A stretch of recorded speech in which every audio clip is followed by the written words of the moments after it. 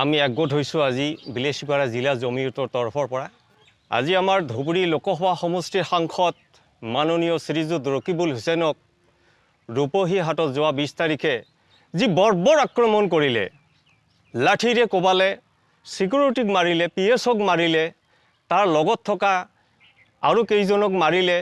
এই দুষ্কৃতিবিলাক বাৰে বাৰে এজন সাংসদক অপমান অপবস্ত কৰি আক্ৰমণ কৰি মৃত্যুৰ ভাবুকি পৰ্যন্ত দিছে। সিদিনা মাৰিলেহেঁতেন কি জানিবা। আমি দুখ পাইছোঁ। জিলা জমিয়ত, অসম জমিয়ত, ভাৰতবৰ্ষৰ জমিয়ত আমি বেয়া পাইছোঁ। আমি গৰিহণা দিছোঁ সেইবিলাক ব্যক্তিক। আজি এখন বলিষ্ঠ চৰকাৰ অসমত থকা সত্ত্বেও, ভাৰতবৰ্ষত বলিষ্ঠ চৰকাৰ থকা সত্ত্বেও আজি এজন সাংসদৰ যদি নিৰাপত্তা নাথাকে, তেনেহ'লে আমাৰ চৰকাৰে আমাক সাধাৰণ জনসাধাৰণক কেনেদৰে নিৰাপত্তা দিব, এইখিনিলৈ আমি চিন্তিত হৈছোঁ। অসমত এজন সাংসদৰ নিৰাপত্তা নাই। অসমত বিভিন্ন ধৰণৰ অত্যাচাৰ অনৈতিক চলি আছে। ধৰ্ষণ, মৃত্যু, বন্দুকেৰে গুলি কৰি বহুত মানুহক মাৰি আছে। কিন্তু আমাৰ চৰকাৰ নিৰ্বিকাৰ হৈছে কিয়? যোৱা 20 তাৰিখে ৰূপহী হাটত যে এডাল ভেৰুণীয়া গুণ্ডা, আমিতো ভাবিছোঁ চৰকাৰী ভেৰুণীয়া গুণ্ডাই যেন হয়, এইবিলাকক শাস্তি দিয়াৰ বাবে কোনো ব্যৱস্থা লোৱা পৰিলক্ষিত হোৱা নাই।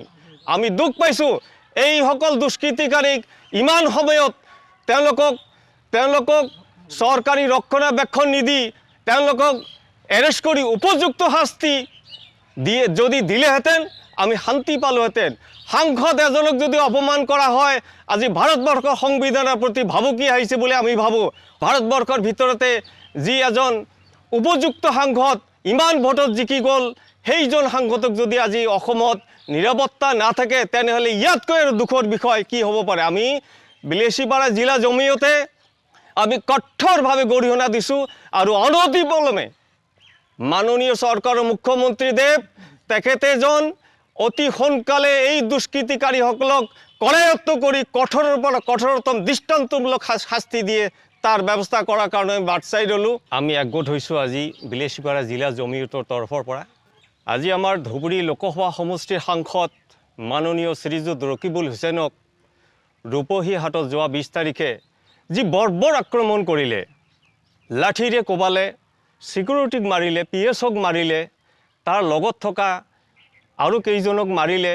এই দুষ্কৃতিবিলাক বাৰে বাৰে এজন সাংসদক অপমান অপবস্ত কৰি আক্ৰমণ কৰি মৃত্যুৰ ভাবুকি পৰ্যন্ত দিছে। সিদিনা মাৰিলেহেঁতেন কি জানিবা। আমি দুখ পাইছোঁ। জিলা জমিয়ত, অসম জমিয়ত, ভাৰতবৰ্ষৰ জমিয়ত আমি বেয়া পাইছোঁ। আমি গৰিহণা দিছোঁ সেইবিলাক ব্যক্তিক। আজি এখন বলিষ্ঠ চৰকাৰ অসমত থকা সত্ত্বেও, ভাৰতবৰ্ষত বলিষ্ঠ চৰকাৰ থকা সত্ত্বেও আজি এজন সাংসদৰ যদি নিৰাপত্তা নাথাকে, তেনেহ'লে আমাৰ চৰকাৰে আমাক সাধাৰণ জনসাধাৰণক কেনেদৰে নিৰাপত্তা দিব, এইখিনিলৈ আমি চিন্তিত হৈছোঁ।